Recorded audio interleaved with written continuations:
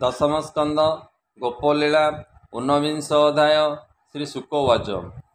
एबे शुण नरनाथ मृत कृष्णर चरित गोपी गोपाल घेनी संगे आनंदे राम कृष्ण रंगे जस विस्तारी तीन पुरे मिलिले नंदर मंदिरे गोपनगरे क्रीड़ा करी माया गोपाल रूप धरी एमते शुण परीक्षित स्वभावे सरिला बसंत निधाग काल आगमन घर्मे तापित सर्वजन सर्वदा बसंत पवन सधीरे बहे वृंदावन नदी निर्झर जल नाद निबिड़ झिंकारी शबद निर्झर जल कणा मिली अति विकल वनस्थली नदी तरंग पुष्पवन बवन जोगे कंपमान जले अछई पुष्प जेते कमल कुमुद सहिते जहाँ रेणु घेनी बले पवन बहे कौतूहले एणु से वृंदावने देश निधाग न करे स्पर्श घन गहन वनभूमि तेणु नुहंती जीवे श्रमी अति गभीर नदी जले लहरी उठिवा जे कूले थिला जे पंकवेनी तट भव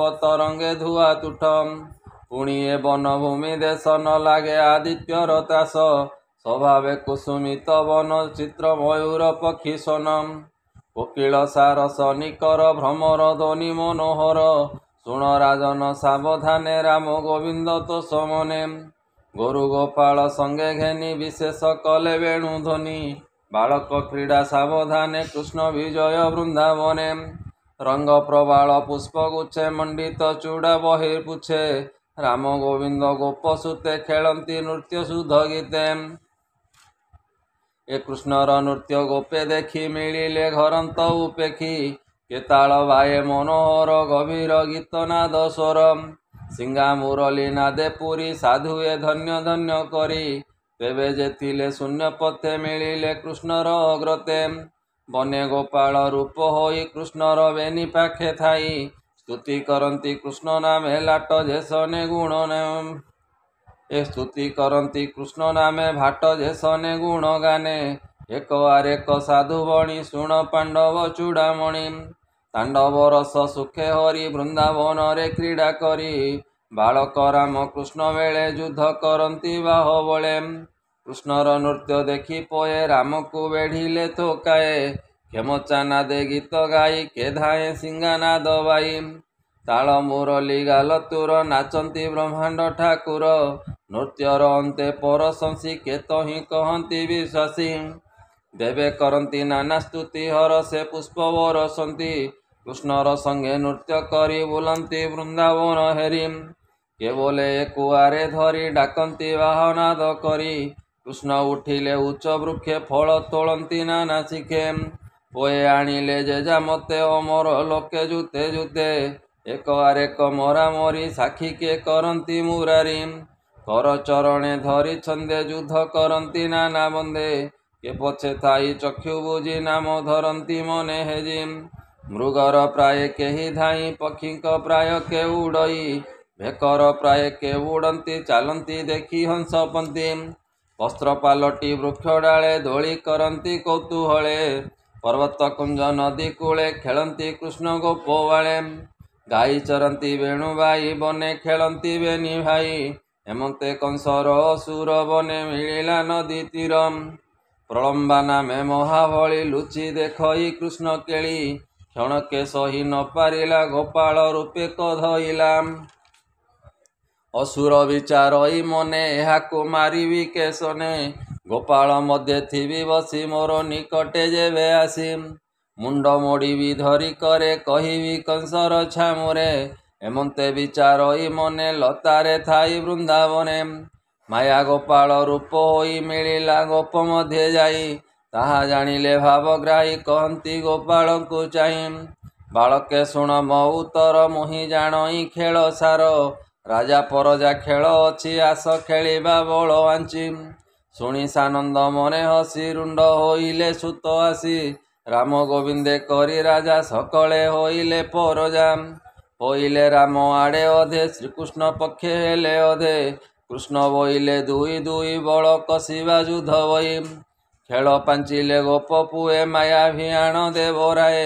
जन जन के नाम धरी युद्धे डाकिले हलधारी सुदामा नावेण गोपाले जुझिला गोविंद रतुले ପ୍ରଳମ୍ବାସୁର ସଙ୍ଗେ ରାମ ବୃଷଭ ତୁଲେ ସ୍ତୋକ ନାମ। ଏତେ ଭିଆଇ ଭାବଗ୍ରାହୀ କହନ୍ତି ଗୋପାଳଙ୍କୁ ଚାହିଁ। ପିଢ଼ କରିବା ଯୁଦ୍ଧ କରି ସଂଗ୍ରାମେ ଯେ ଯାହାକୁ ହାରି।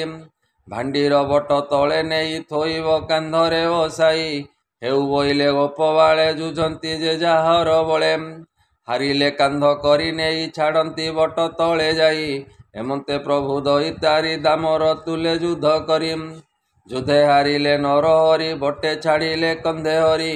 ପ୍ରଳମ୍ବାସୁର ରାମ ସଙ୍ଗେ ପଡ଼ିଲା ପଞ୍ଚା ପଞ୍ଚି ରଙ୍ଗେ। ଯୁଦ୍ଧ କରନ୍ତି ଗୁରୁତର ରାମକୁ ହାରିଲା ଅସୁର। ତକ୍ଷଣେ ବସାଇଲା କାନ୍ଧେ ମନେ ବିଚାର ଆନନ୍ଦେ। ଏହାକୁ ବଟ ଯାଏ ନେଇ ଘେନି ପଳାଇ ଯିବି ମୁଇଁ। ମୁଣ୍ଡ ମୋଡ଼ିବି ବନେ ପଶି ପୁଣି ମିଳିବି ଏତେ ଆସି। କୃଷ୍ଣ ପଡ଼ିବ ଯେତେବେଳେ ତକ୍ଷଣେ ନେବି ଅନ୍ତରାଳେ। କଂସ ଛାମୁରେ ଦେବି ନେଇ ନିଶ୍ଚିନ୍ତେ ଭୁଞ୍ଜୁ ଏବେ ମହି। ଏତେ ବିଚାରି ମହାସୁର କନ୍ଧେ ବସାଇ ହଳଧର। ଭାଣ୍ଡିର ବଟ ଗଲା ଜିଣି ତାହା ଜାଣିଲେ ହଳ ପାଣି। କୋଟିଏ ମେରୁ ଯେନେ ଭାର ଚଳି ନ ପାରିଲା ଅସୁର। ତକ୍ଷଣେ ନିଜ ରୂପ ଧରି ଅସୁର ଗଗନେ ବିହରି। ନିର୍ମଳ ମେଘ ଦେହ କାନ୍ତି ରତ୍ନ ବସନ ଜଟକନ୍ତି। ସ୍ୱଭାବେ ନାନା ଅଳଙ୍କାର ତେଜେ ବିରାଜିଲା ଅସୁର। କିଏ ବା ଦେବା ପଟାନ୍ତର ଯାହାର କନ୍ଧେ ହଳଧର। ବିଜୁଳି ଘେନି କଳା ମେଘେ ଯେସନେ ଶଶାଙ୍କର ଲାଗେ। ଗଗନ ବେଗେ ଯାଉଅଛି ତା ଦେଖି ରାମ ମନେ ପାଞ୍ଚି। ଭ୍ରୁକୁଟି କୁଟିଳ ପ୍ରପଞ୍ଚ ବିକଟ ଦନ୍ତ ତୀକ୍ଷ୍ଣ ନଖ। ସୁବର୍ଣ୍ଣ ତେଜ ଦେହେ ଝଳି ନବ ନୀର ଦେଖି ବିଜୁଳି। ତକ୍ଷଣେ ପ୍ରଭୁ ହଳଧର ଜାଣିଲେ ନିଶ୍ଚୟ ଅସୁର। ମୁଷ୍ଟିଏ ପ୍ରହାରିଲେ ମୁଣ୍ଡେ ବଜ୍ର ଯେସନେ ଗିରି ଖଣ୍ଡେ। ମୁଣ୍ଡ ହୋଇଲା ସତେ ଚୂର ଶବଦ କଲା ମହାଘୋର। ରୁଧିର ବହିଲା ଯେ ମୁଖେ ପଡ଼ିଲା ଗୋବର୍ଦ୍ଧନ ପାଖେ। ଦେଖି ଚକିତ ଗୋପ ପଏ ସ୍ୱର୍ଗେ ଯେ ଥିଲେ ଦେବତାଏ। ସକଳେ ସାଧୁ ସାଧୁ ବଣି ପୁଷ୍ପ ସିଞ୍ଚିଲେ ଦେବେ ଆଣି। ବଳଦେବଙ୍କୁ ଧରି କୋଳେ ଚୁମ୍ବନ ଦିଅନ୍ତି ଗୋପବାଳେ। ଅବନୀ ହୋଇଲା ଆନନ୍ଦ ବାଳକ ମୂର୍ତ୍ତି ଆଦି କନ୍ଦ। ସେ ରାମ ଚରଣେ ବିଶ୍ୱାସ କହନ୍ତି ଜଗନ୍ନାଥ ଦାସ। ଇତି ଶ୍ରୀମଦ୍ଭାଗବତେ ମହାପୁରାଣେ ପାରମହଂସ୍ୟାଂ ସଂହିତାଂ 82 ଦଶମ ସ୍କନ୍ଧେ ପ୍ରଳମ୍ବାସୁର ବଧୋ ନାମ ঊনবিଂଶ অধ্যায়। बोल आनंदे कवार हरि हरि बोल।